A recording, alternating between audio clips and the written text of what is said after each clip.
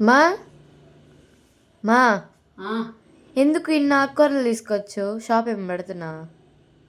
Shop పెడుతున్నా. షాప్లో నిన్ను కూర్చోబెడదామని. నాకు అవసరం లేదులే. పర్లేదులే, నువ్వు స్కూల్ నుంచి వచ్చాక నాకేం తొయ్యట్లేదు అంటున్నావు కదా, షాప్ ముందు కూర్చోబెడతా. నాకొద్దు.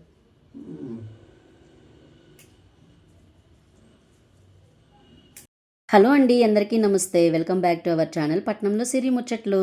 నిన్న పెళ్ళి ఉందని చెప్పి మా ఊరైతే వెళ్ళాను. ఒక పెళ్ళి చూసుకొని రిటర్న్ వచ్చేటప్పుడు నేను కొన్ని ఆకుకూరలు అయితే తీసుకొచ్చుకున్నాను.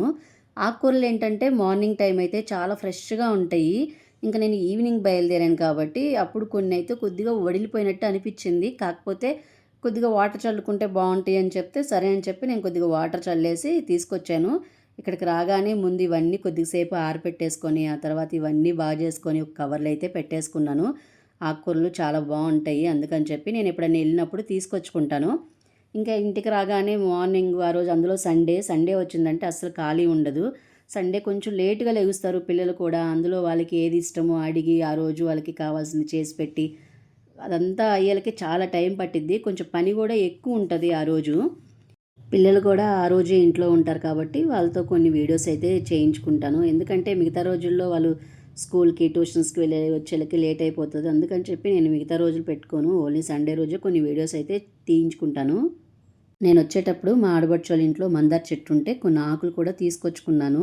పువ్వులు లేవు, లేదా పువ్వులు కూడా తీసుకొచ్చుకునేదాన్ని. ఇంకా ఆకులు ఉన్నాయి కదా అని చెప్పి నేను కొన్ని ఆకులు అయితే తీసుకొచ్చుకున్నా.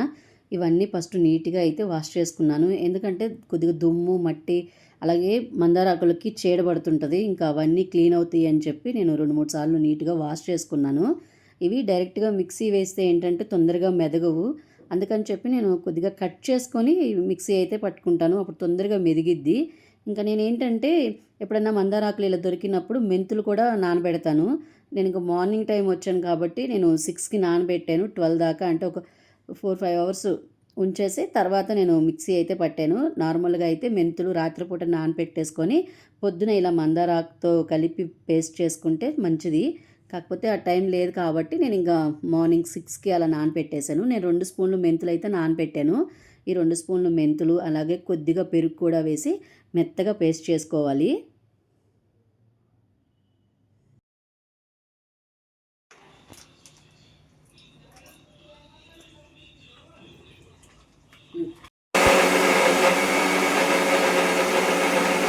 ఇలా మెత్తగా పేస్ట్ చేసుకోవాలి. ఒకవేళ మందారం ఆకులు నలక్కపోతే ఇంకొంచెం వాటర్ అయితే యాడ్ చేసుకోవచ్చు.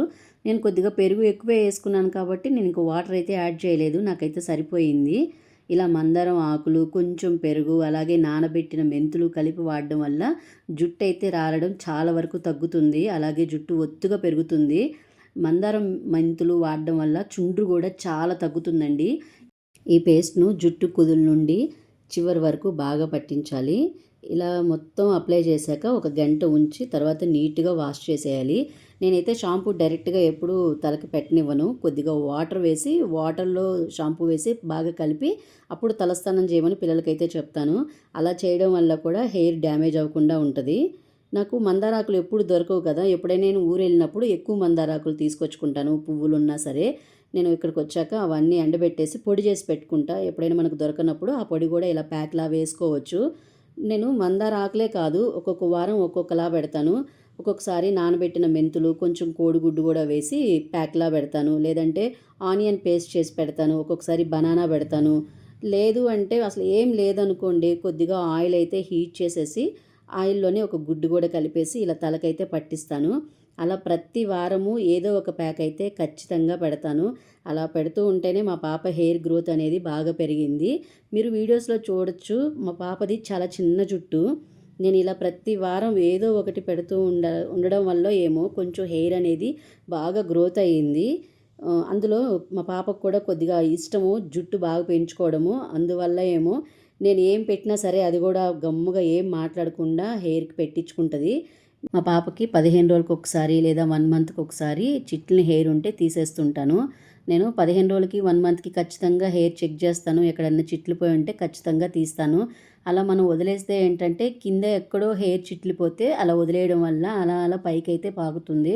అందుకని చెప్పి ఎప్పటికప్పుడు నేను జుట్లు ఎక్కడైనా హెయిర్ చిట్లిపోయి ఉంటే ఖచ్చితంగా ఇలా కట్ చేసుకుంటూ ఉంటాను. అలా కత్తిరించకపోతే ఏంటంటే అలా చీలిన జుట్టు పొడుగ్గా అలా అలా పైకి పైకి పాకుతుంటది.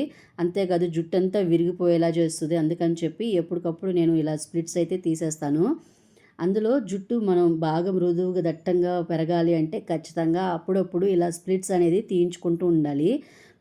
కొద్దిగా ఎక్కువ కొబ్బరి నూనె కూడా మనం తలకి బాగా పట్టించేసి తర్వాత వద్దు అనుకుంటే హెడ్ బాత్ చేసుకోవచ్చు. నేనైతే పాపకి ఖచ్చితంగా ఆయిల్ అయితే అప్లై చేస్తాను. అప్పుడప్పుడు కొద్దిగా మసాజ్ కూడా చేస్తుంటాను. అలా చేయడం వల్ల కూడా స్ప్లిట్స్ అనేది కొద్దిగా తగ్గుతాయి. పూర్తిగా తగ్గుతాయి అని నేను చెప్పను కానీ కొద్దిగా అయితే తగ్గుతాయి. మనం తినే ఆహారం వల్ల కూడా కొన్ని పోషకాలు తగ్గడం వల్ల కూడా ఇలా హెయిర్ అనేది చిట్లిపోతూ ఉంటది. అందుకని చెప్పి నేను కొద్దిగా కేరింగే తీసుకుంటాను హెయిర్ మీద. నేను ప్రతి 3 మంత్స్‌కి ఒకసారి హెయిర్ కూడా కొద్దిగా కట్ చేస్తాను. అలా కట్ చేయడం వల్ల కూడా గ్రోత్ అనేది బావుంటది.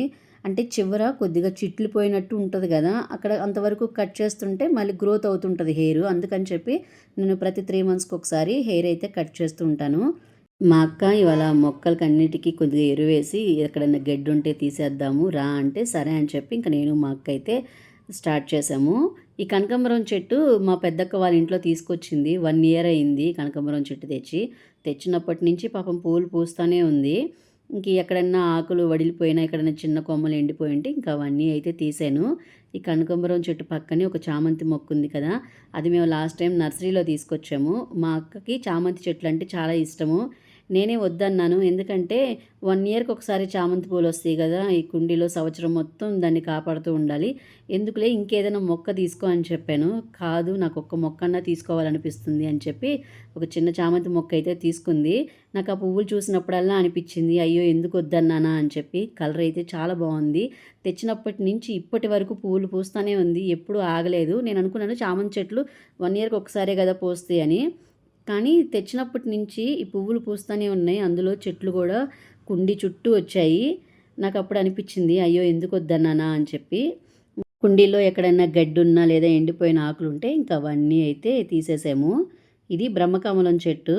నేను పక్కన అపార్ట్మెంట్‌లో అద్దెకున్నప్పుడు వేరే ఆంటీ ఇలా 2 బ్రహ్మకమలాలు ఆకులైతే తీసుకొచ్చింది. ఒకటి ఆంటీ వేసుకున్నారు. ఇంకోటి నేను వేశాను. నేనన్నాను ఆంటీ ఈ ఆకు ఏం బతికిద్ది అంటే, లేదు అందరూ ఆకులే వేస్తారంట. అయినా ఒకసారి వేసి చూడు బతికితే చూద్దాము అంది. సర్లే అని చెప్పి వేశాను. ఒక 3 మంత్స్ తర్వాత ఇంకో ఆకొచ్చింది. అలా అలా చెట్టు కొద్దిగా పెరిగింది. ఇంకా తర్వాత మేము మా అక్క వాళ్ళ అపార్ట్మెంట్‌కైతే వచ్చాము. ఇంక వచ్చాక ఆ చెట్టు పైనే మిద్ది పైనే పెట్టాము. ఇంక మా అక్క చూసుకుంటుండింది. ఇప్పుడు చెట్టు చాలా బాగా పెరిగింది. కొంచెం పెద్దదయింది. బ్రహ్మకమలం సంవత్సరానికి ఒక్కసారే పువ్వులు వస్తాయంట. చూద్దాము పువ్వు ఎలా ఉంటదో ఏమో నేను ఇప్పటివరకైతే చూడలేదు. రియల్‌గా చూడలేదు. ఫోన్‌లో చూసా కానీ రియల్‌గా ఎప్పుడు చూడలేదు. ఎందుకు పచ్చి టమోటాలే కోసేస్తున్నారు అనుకుంటారేమో. అంటే మా అక్క ప్రతిసారి కూరగాయ మొక్కలు వేసినప్పుడు మా అక్క కొయ్యడానికి పైకొచ్చినప్పుడల్లా ఆ కాయలైతే ఉండట్లేదు. ఎవరో ఒకరు కోసుకొని వెళ్తున్నారు. పలానని మనకు తెలీదు కాబట్టి ఎవరిని అడగలేము. అందుకని చెప్పి ఈసారన్నా టమోటాలు కనీసం ఒక్కసారన్నా నేను తినాలి అనుకుంది మా అక్క. కొద్దిగా పచ్చిగా ఉన్నప్పుడే కోసేద్దాము అని చెప్పి కొన్ని కాయలైతే కోసాము. ఇది కొంచెం పచ్చడి చేసుకోవచ్చు కదా అని. మొక్కలు పెంచడం అంత ఈజీ కాదు. ప్రతిరోజు డైలీ నీళ్లు పోస్తుండాలి. అలాగే మధ్య మధ్యలో ఎరువేస్తుండాలి. ఎప్పుడైనా గడ్డి అవన్నీ ఉంటే పీకుతుండాలి. అంత కష్టం ఈజీ పనైతే కాదు. అడగకుండా అలా కాయలు కోసుకోవడం అనేది తప్పు. ఎందుకంటే తను చాలా కష్టపడి ఆ మొక్కలు పెంచి తను కోసుకునే టయానికి ఎవరో ఒకరు కోసుకెళ్తుంటే ప్రతిసారి తనకి బాధగా అనిపిస్తుంది. ఒకసారి అయితే పర్లేదు. అడగకుండా ప్రతిసారి అంటే నేనైనా సరే అలా డైరెక్ట్‌గా ఎళ్లి కోసుకోకూడదు. మా అక్కని అడిగే తీసుకుంటాను. మాక్సిమం నేనసలు కొయ్యను. తను కొయ్యమంటేనే వెళ్ళి కోసి తనకే ఇస్తాను తప్ప నేను ఇంతవరకు అయితే తనని అడగకుండా ఇంతవరకు తీసుకోలేదు. అలా ఎవరైనా సరే తని అడిగి కోసుకుంటే తనకు కూడా హ్యాపీగా ఉంటది. నేను పెంచిన మొక్క, నేను పెంచిన కాయగూరలు వాళ్ళకిచ్చాను అని తనకు కూడా హ్యాపీగా ఉంటది. అలా కాకుండా తనకు తెలియకుండా కాయలు కోసుకుంటే ఏంటంటే తను ఎవరిని అడగకుండా బాగా ఏడుస్తుంది. నేను పెంచిన మొక్కలు ఇలా నాకు తెలియకుండా పువ్వులు అన్నీ కోసేస్తున్నారు. నాకు చెప్పి కోసుకోవచ్చు కదా అని చాలా బాధపడుతుంది. అందుకని చెప్పి నేను ఈ వీడియోలో చెప్తున్నాను. సో, ఇంకా ఈ వాటర్ అయితే మొక్కలన్నిటికీ వాటర్ అయితే పోసేసాము. ఆ తర్వాత కొన్ని పువ్వులుంటే ఇంకా ఆ పువ్వులన్నీ అయితే కోసాము. పక్కన కనకాంబరాలు ఉన్నాయి కదా! మా అక్కేంటంటే 2 రోజులకొకసారి కనకాంబరాలు అంటే కోసేసి ఫ్రిడ్జ్‌లో పెట్టిద్ది. 2 రోజుల తర్వాత కట్టిద్ది. అలా 2 రోజుల పూలు కొంచెం ఎక్కువ మాలవుతది. అందుకని చెప్పి 2 రోజులకొకసారి ఇలా పూలైతే కోసేసి ఫ్రిడ్జ్‌లో పెట్టేసి కొంచెం ఎక్కువయ్యాక కట్టేసుకుంటూ ఉంటది. ఇలా కనకంబరాలు, కొద్దిగా గులాబీ పువ్వు అంటే 2 గులాబీ పూలు ఉన్నాయి. ఆ గులాబీ పువ్వులు, కస్తూరి పూలు ఉంటే అవైతే కొన్ని కోసాను. ఇదండి వీడియో. ఈ వీడియో మీకు ఎలా అనిపించిందో కింద కామెంట్ సెక్షన్లో అయితే చెప్పండి. వీడియో నచ్చితే ప్లీజ్ సబ్స్క్రైబ్ చేసుకోండి. పట్నంలో సిరి ముచ్చట్లకి. బాయ్.